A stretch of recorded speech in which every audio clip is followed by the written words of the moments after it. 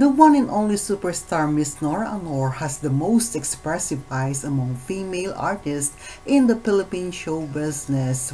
Welcome back po muli sa aking channel. Kung first time po ninyong manood, don't forget to click like and subscribe. At ang video nga po na ito ay tumatalakay sa kagandahan at very expressive eyes sa nag-iisang superstar Miss Nora Aunor, at nawa po hindi lamang ang pisikal na kagandahan ng mga mata ang ating nakikita sa ating kapwa at sa ating hinahangaan, kung hindi ang kanilang kalooban. Ang mga mata nga po ay sinasabing the window of our soul, ang kaligayahan, kalungkutan o anumang expression na ating nadarama ay nakikita sa ating mga mata. Nawa po ay maging mabuti tayong halimbawa na ang ating mga mata ay magamit sa kaliwanagan at makita ang kagandahan ng ating kapwa through our eyes.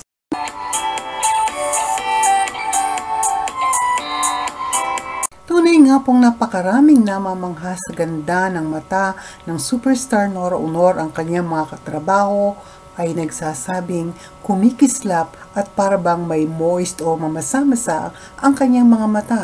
Ang kanyang mga naging direktor naman ay super hanga sapagkat sabi nila hindi na kailangang umakting pa. Mata pa lamang ng superstar ay tunay na nangungusap na nga po.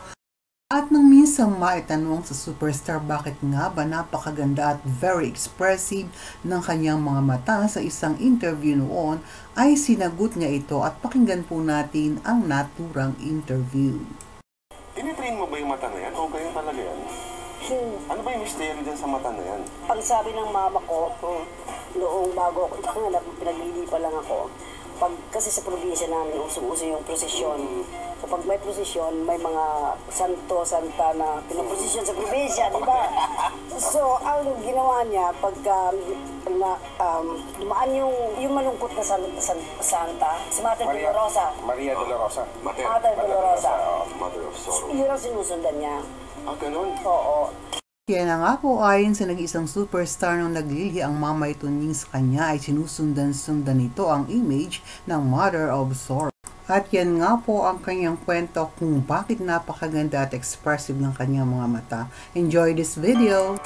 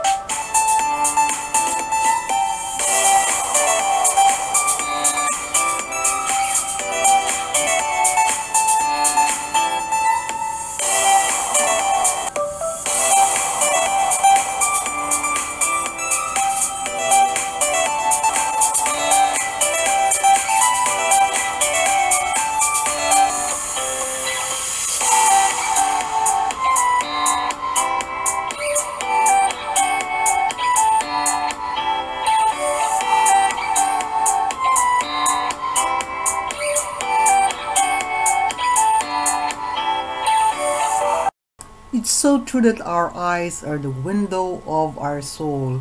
Anuman ang ating nadarama sa bawat oras ay ipinapahayag ito at nakikita sa ating mga mata.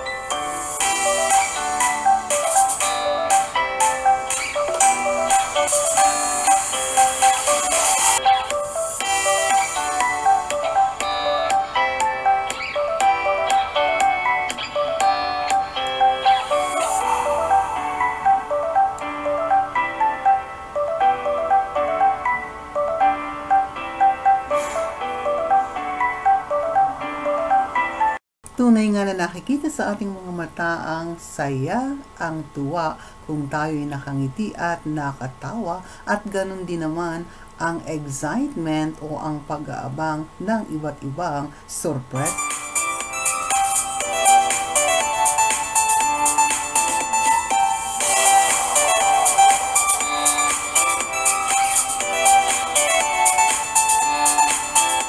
Ganun din naman sa ating mga mata, minsan nakikita, hindi man tayo magsalita, ay mayroong maraming katanungan na naghihintay ng iba't ibang katugunan at ang mga paghamon sa buhay na dinadaan na lamang sa magtingin sa kawalan at minsan ngiti ng tagumpay.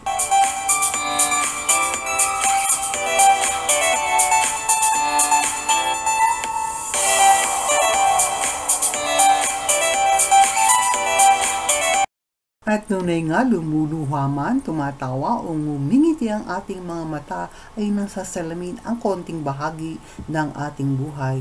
Here, look at the superstar, fierce looking, in contrabida, smiling, also at her age, at 68, is still happy, contented, and is still standing as the queen of the Philippine movie industry. Tunay nga pong ang kagandahan ng mata ng superstar ay nagniningning at kumikinang kahit ano. Iba't ibang expression nga ang pinapahayag ng kanyang napakagandang mata. Ganun pa man ang maganda niyang mukha, ang manipis na labi, katamtamang tangos ng ilong, ang morenang kutis ng ating superstar ay lalong nagpatingkad sa kagandahan ng kanyang mga matang nangungusap, kumikinang, at tila baga laging nagsasabing, "Halina at ako'y inyong samahan sa lahat ng panahon, sa lahat ng pagkakataon, maging sa katuwaan, kalungkutan, at higit sa lahat sa tagumpay o maging sa kabiguan." Ang mga magagandang mata ng nag-iisang superstar ay hindi lamang sa pisikal na anyo ang kagandahan, subalit ang kanyang kaloob-looban ay tumitingin sa kagandahan ng kanyang kapwa-tao, kung kaya't nanatili siyang very humble at grounded sa lahat ng pagkakataon. Let us not forget that we are all beautiful equally in the eyes of the Lord. Sana po ay nagustuhan ninyo ang video sa araw na ito. At kung hindi pa po kayo nakakapag-subscribe, ay please do click like and subscribe on my channel. Owen Frets po. Hanggang sa muli, maraming salamat po sa inyong panonood. Bye!